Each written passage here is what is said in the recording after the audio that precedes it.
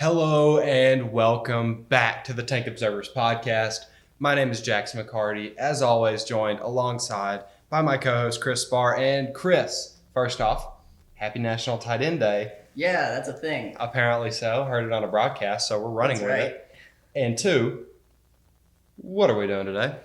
We are buying and selling tight ends today because it's National Tight End Day and we totally planned this on purpose. Yeah, this wasn't just a coincidence of starting the buy or sell trend right as that would line up and just kind of lucking into it. Of course not. Why would it be? I also definitely didn't acknowledge that we didn't know it was a thing before you said that. So just forget that ever came out of my mouth. We're sick at intros. Yeah, I mean, if you can't already tell, this is mass produced and highly planned. We're the Walmart of podcasts. We know exactly what's about to happen. You know what you're getting, which in our case is a bit of sporadicism, but it's fine. As my co-host mentioned, we are doing tight ends today. And first, I don't want to talk about one specific one. We'll have time for that later. The first question we have on here is buy or sell that there will be more than one tight end go in the first round. Kick us off, Topher. Buying. Okay. Decided to be loud. So this is touchy because it's definitely a non-guarantee, but I think it's a very high possibility. Now, I believe that Pitts would be a great fit with the Bengals.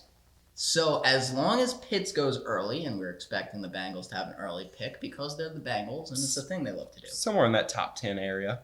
If they end up taking Pitts early, like I think they should, he would be an excellent fit, and it would give just another target for Burrow to grow around, and there's plenty of late-round tackles that they could look into. Sure. Late-round offensive linemen, it's not as deep a tight end class as it is an offensive line class. No, not at all. So I think taking a top-tier receiving tight end in the first round makes plenty of sense.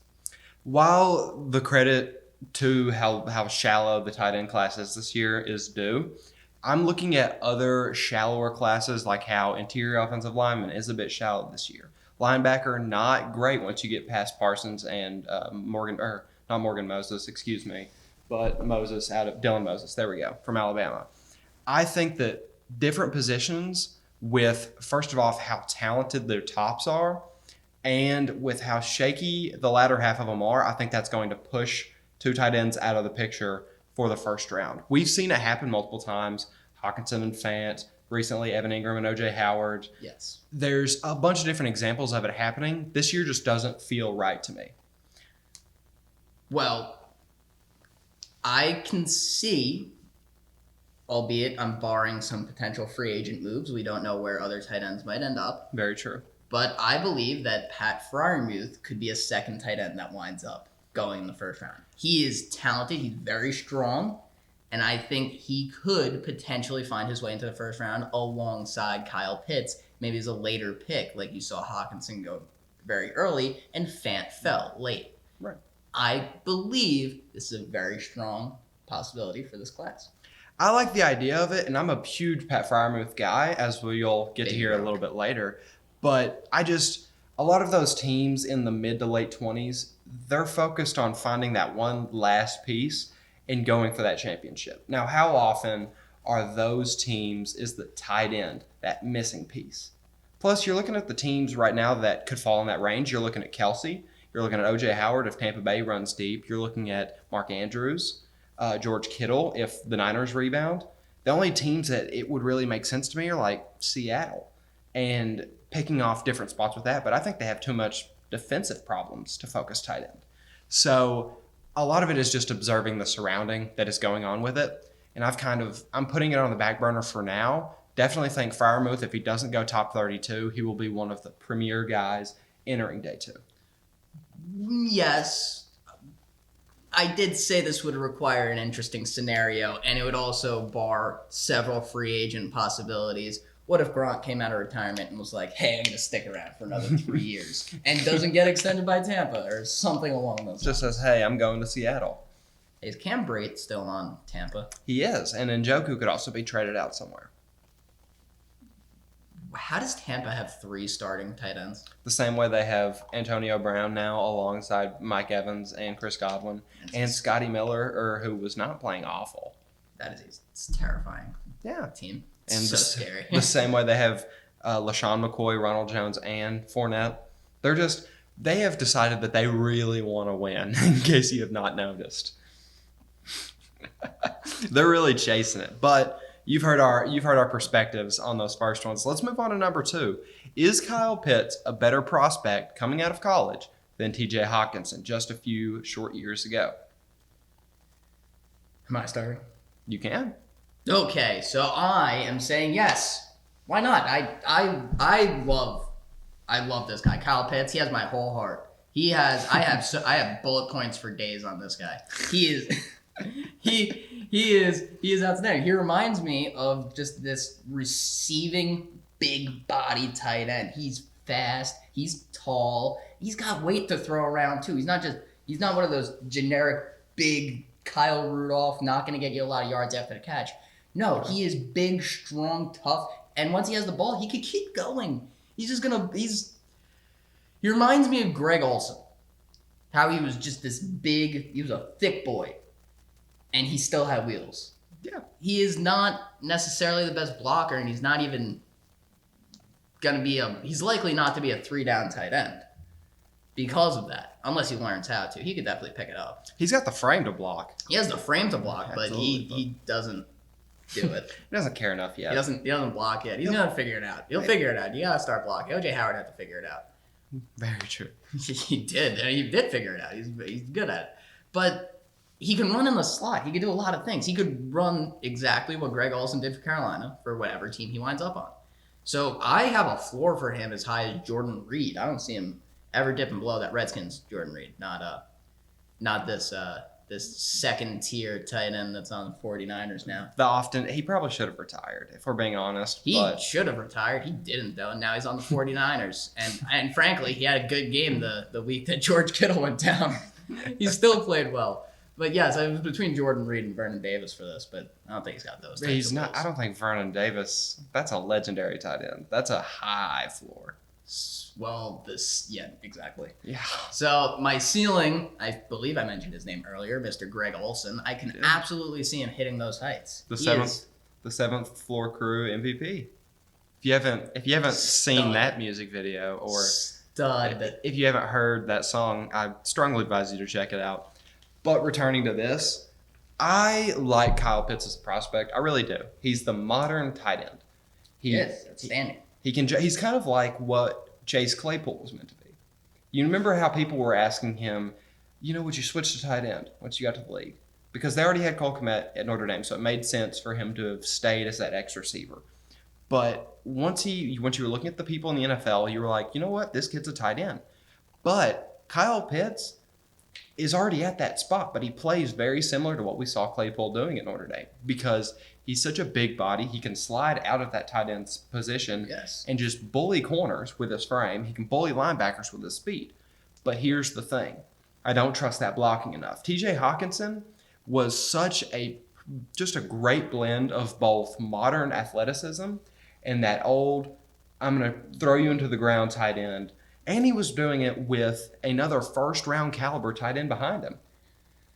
He came out looking like a phenom. And I personally liked a lot of TJ Hawkinson's traits. I'm not a big tight end in the top 15 guy regardless, but if there's ever been a tight end that looked like he should have went there, TJ Hawkinson was it. He was the Andrew Luck of tight ends. Well, what about Ebron? He went top 10. He was a bit fishy from the get-go because you knew a lot of what he was doing was going to be predicated on the red zone and red zone exclusively. And Lions couldn't reach the red zone. No, God, no. Lions could never reach the red zone. The problem with the Lions is they're only allowed to have one Hall of Fame player at a time. That's so mean. But Calvin Johnson leaves. Now Stafford's starting to look like he could do it if he had weapons. They lost one Hall of Famer. Now he's starting to look like he could have been one. It's just Stafford. It's such a weird dynamic. Either way, this is not about how poorly ran the Lions are. This is about TJ Hawkinson being a better prospect than Kyle Pitts, which I personally believe he is. Hardy har har. Hardy har har, he says. All right. Number 3, true or false, or buy or sell, I guess. Pat Freiermuth is the most NFL-ready tight end this year. I'll go ahead and kick this one off. I am buying that wholeheartedly. We've already talked about Kyle Pitts, not a great blocker. Some of the other tight ends that we'll get to later, not the best receiver yet, not necessarily at their full potential. Pat Freiermuth, as a sophomore, would have been the most pro-ready tight end last year. If he would have been allowed to come out, he would have been more pro-ready than Cole Kmet, would have been more pro-ready than Bryson Hopkins, more pro-ready than Thad Moss, more pro-ready than Hunter Bryant, Harrison Bryant, whoever you want to say. He would have been the only one that I think could have come even close to the first round. And he collects those blocks. He already has 16 touchdowns to date. He runs routes better than just about any other tight ends in this class. And upon entering the league, could be a top 7 route running tight end in the league already. He's very, very, very talented. And I think it extends far beyond what he'll do on the field this year, because you're just watching his tape and you know some of the things around him at Penn State aren't built to pass. But I think overall, I prefer Freiermuth over Pitts in the pros.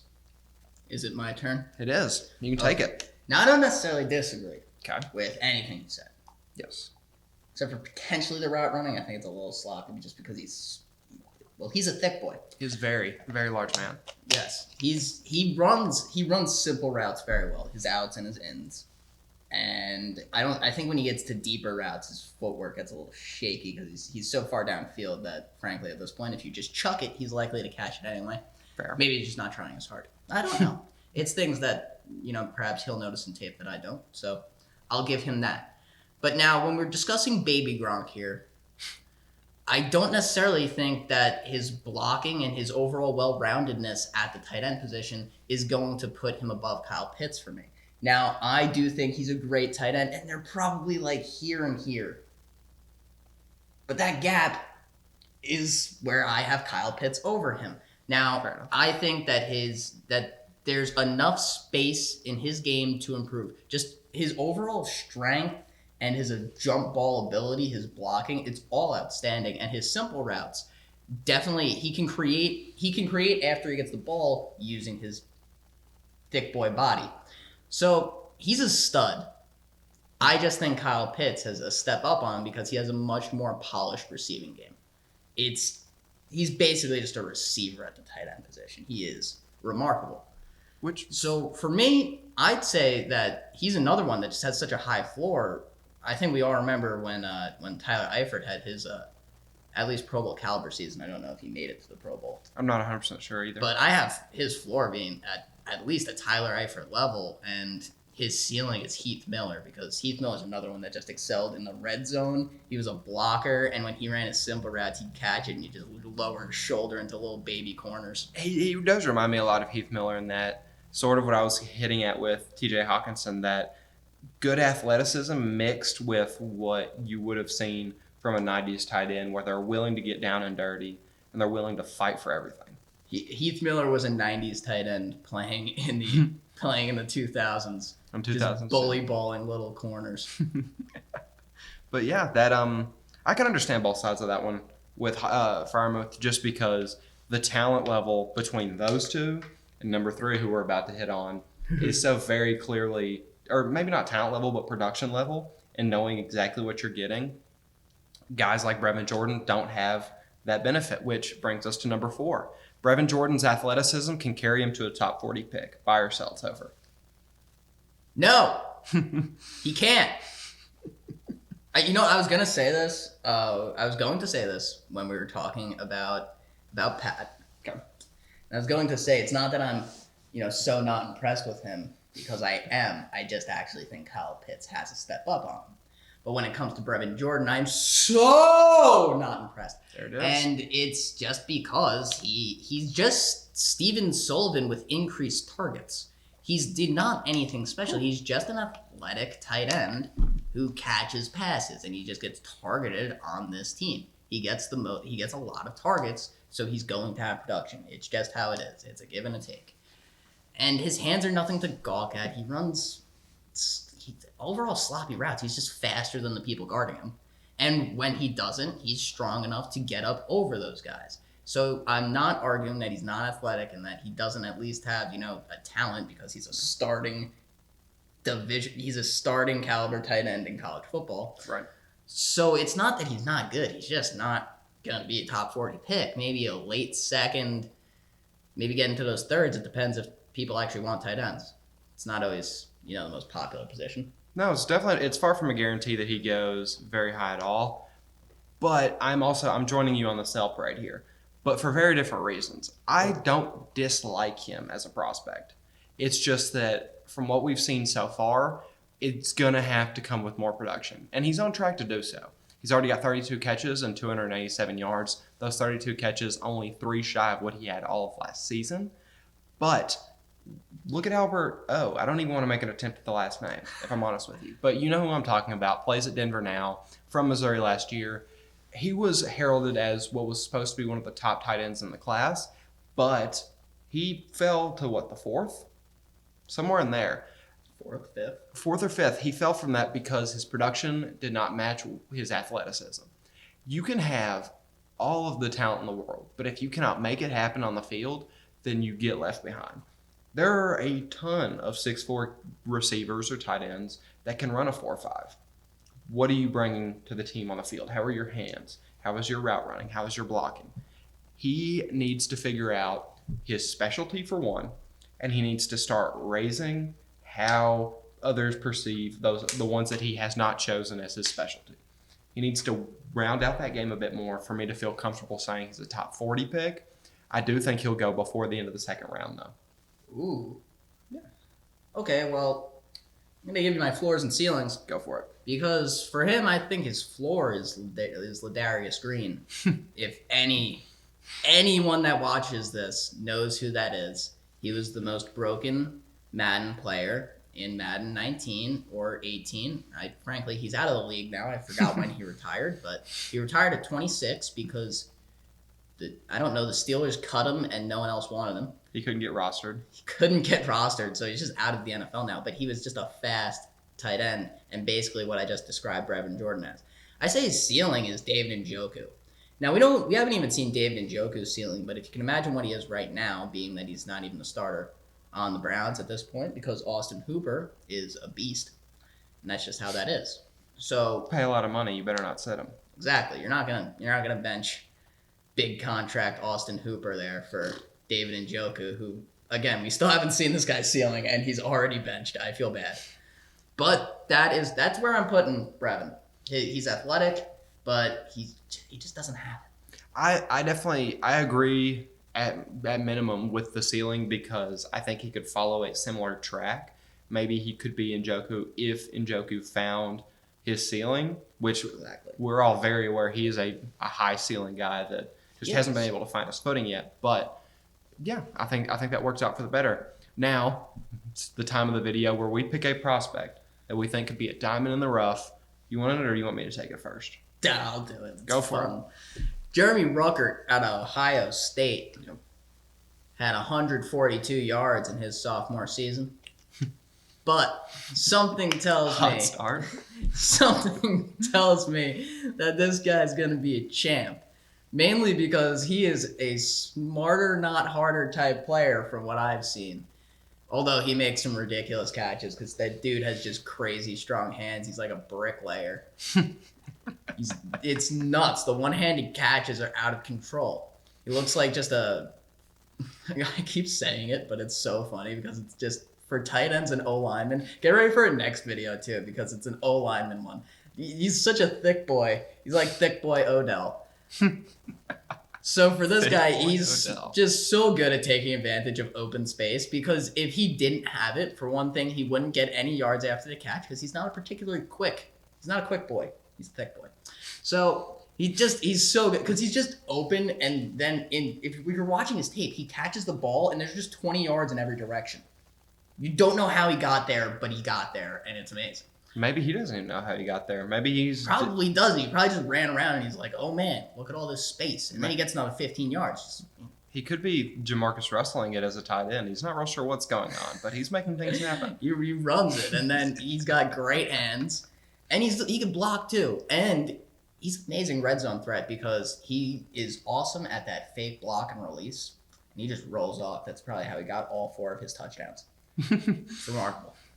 Very smart player. I'm saying that he has a floor of Troy Nicholas, which isn't saying much, But his ceiling, if he gets the time and if he polishes his route running, that's the biggest thing. Because like I said, I don't think he understands how he gets so open. If he can figure out how he gets so open, he could easily be a Kyle Rudolph because the guy does not drop balls. If it's near him, it's reeled in. You know, Topher, you brought up smarter, not harder players a minute ago. And I think the tight end I'm about to bring to the table embodies that as well because he's not the fastest by any means, but he has this understanding of the playbook that lets him both find that wiggle room because he's understanding where players are getting drawn to, and also because he has such a wide frame, not a whole lot of muscle on him yet, but he has such a wide frame that he knows how to utilize it and really play stronger than he is. That player is Charlie Kolar from Iowa State. Iowa State as a whole is beginning to put out some real NFL talent. Over the past few years, the Cyclones have been doing work. Charlie Kolar, he could be one of them. Brock Purdy, a quarterback that I've been on the record as enjoying. I know he hasn't been off to the hottest start yet, but it will get there. And Charlie Kolar has been somebody that whenever I'm watching Brock Purdy tape, I immediately go towards Kolar because everything he's doing feels right.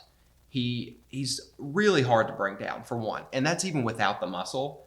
He's got strong hands. He can box out just about anybody, and he does some really good work against linebackers. I don't know that he could slide out like Kyle Pitts does. Doubt it. But from where he's working, he could provide a very solid 1-2 punch for somebody.